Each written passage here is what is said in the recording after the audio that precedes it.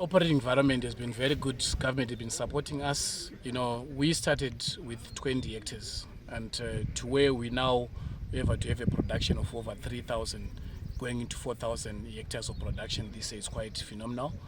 We're also into cattle production, which is good. We are now diversifying into potatoes, into tobacco, into cereals, which is very good. And the environment has been good operating environment in the country. And we want to thank the government for giving an enabling environment for us to be able to plow back to the economy and the community we operate in, and able to have growth in the business. What is the technical component of the workforce, and how has it led you to where you are today? We're employing over 2,000 people at the moment, and which is also employment creation. We are grateful to be able to employ within our communities we operate in, which is good to help also employment. Well, not cutting corners. Most of our management are degreed managers. We have also experienced foremen who have gone into management, and we do a lot of research, and that has helped us to the growth, and not to cut corners, do everything with precision, correct agronomic practices, and that has helped us and to have a steady growth, slowly but surely. And your final word, probably as a word of advice to other young farmers like you? Well, the journey is not an overnight. It's a business. It's a generational creation of wealth. We might probably not make money for ourselves, but for the next generation, because there's a lot of investments and it's very costly. So it's not like burning money or some funny business. It's a real business where it takes time and it requires patience. And what has been the role of technology to spur you to where you are today? Well, we can't get away without using AI. Most of our irrigation systems, our probes, our nature, how we run it, it's being managed by technology, and that's what makes us to plan. Weather, technology, everything. Soil moisture is technology through our probes. Our irrigation are monitored by technology. So it's been a very integral part into our development. Land reform has ushered in a phase where we need now to focus on productivity. And most of our farmers had challenges in terms of access to finance and capacity to be able to produce. This is why we are promoting joint ventures, where we match those farmers with land and investors with capacity, to ensure that no land lies idle and no land is unproductive. This is what we are seeing here, where we are seeing a joint venture operation where the investor has done over 1,300 hectares here in Manicaland, in joint ventures with a couple of farmers who have land but with less capacity to be able to put all that land into production. Countrywide, we have more than 2,500 joint ventures that are happening in various crops. But we are really seeing that those that come in to do joint ventures, to invest in production, are doing so well because they come with a mind of business. And farming is a business, agriculture is a business. When investors come, they focus on productivity, which is what we want. So really the joint venture program is one which we need for our farmers to understand. The mechanics of it could be different, but we are really seeing benefits where yields are increasing and more land is being made productive. We also have young farmers who may not have benefited large pieces of land during the land reform. And these young farmers are keen business people, agricultural business people who have the energy to run around and do the business of farming. And these young farmers, we have identified them across the provinces, and we have talked to them to say, what is your focus? And they are focused on making sure that the business of agriculture is brought to fruition. And this is what is also spiked the joint ventures because the young farmers talk to each other and they sit down and they plan and they challenge each other to ensure that productivity and production happens in the businesses, the agricultural businesses that they do across the country. So the rise in young farmers, and we are seeing these young farmers continuing. The young farmers 3 years ago are now older, and they are imparting this to other young farmers, youthful farmers, who are also, coming up across the country under various banners, but together they form a formidable force to ensure that agriculture indeed is a business which is very fruitful.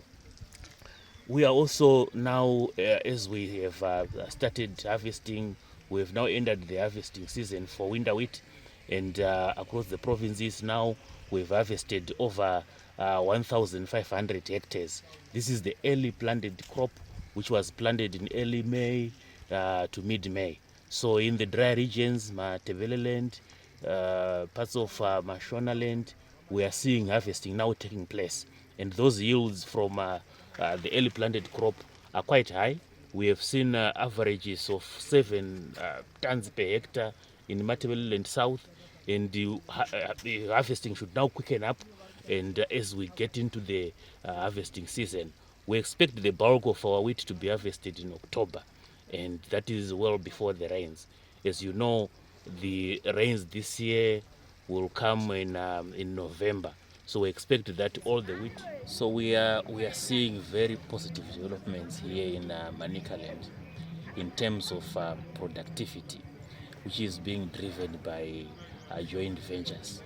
We have a lot of farmers here with huge tracts of land, the commercial farmers, but with limited capacity in terms of bringing those farms into production and ultimately productivity. On the other hand, we do have these investors or business hungry people that want to invest in agriculture but with limited land.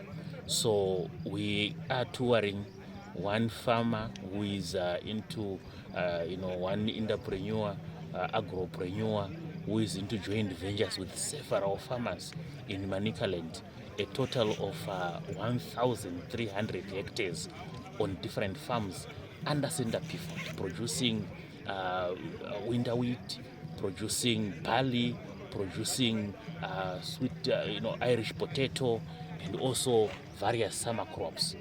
Very impressive production methodologies. The investor has come in with top of the range machinery. He has come in with finances to ensure that production happens on these farms. The result is good production, good productivity, excellent yields, and certainly full utilization of the land. These are, of course, the opportunities that have been brought by the land reform, where you don't have to own a farm in order to do your business of farming. So this is what we are seeing here, where those that have capacity, those that have funds, those that have financial resources and want to do the business of agriculture can get into joint ventures and ensure production and productivity and sweating of their money agriculturally. This is how we develop our agriculture. Thank you, Piers. And our second segment, we are looking at the summer preparedness for the 2025-2026 season.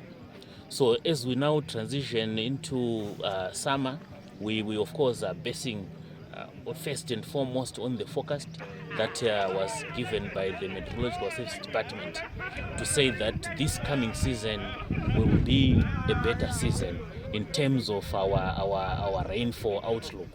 We will have a slow start and a late start. Our rains will start in November and they will increase to a normal, to above normal situation in December, to an above normal to normal situation in January, and they will tail off, of course, in March. It means that at the end of the day, we have a short, sharp season. It calls for our farmers to ensure that they plan for medium season varieties and short season varieties. Of course, under irrigation, you can even go for the long season varieties. What we have done as government is to segregate our production.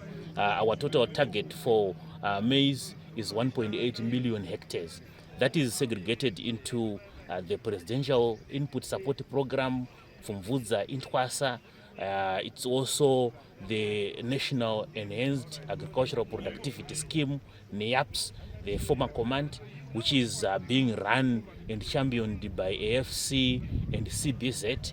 We also have the Food Crop Contractors Association, the private sector, which is funded by most of these contractors in JVs and by the private sector. We also have the self-financed farmers who we provide an enabling environment for them to be able to embark on farming and produce. We also have the ADA scheme, which ordinarily targets 100,000 hectares of summer produce. In terms of inputs for summer, the inputs are available. I'm representing Mostly Farms here in Manicaland. We have got this year we've got about 800 of winter crop, and we have increased from our last season.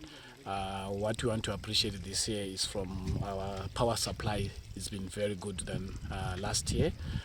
We are looking forward to a very good harvest with the mantra of feeding the nation with locally produced products. As you can see, this is what we are pushing, and our aim is to probably make sure our net importation of wheat is to zero.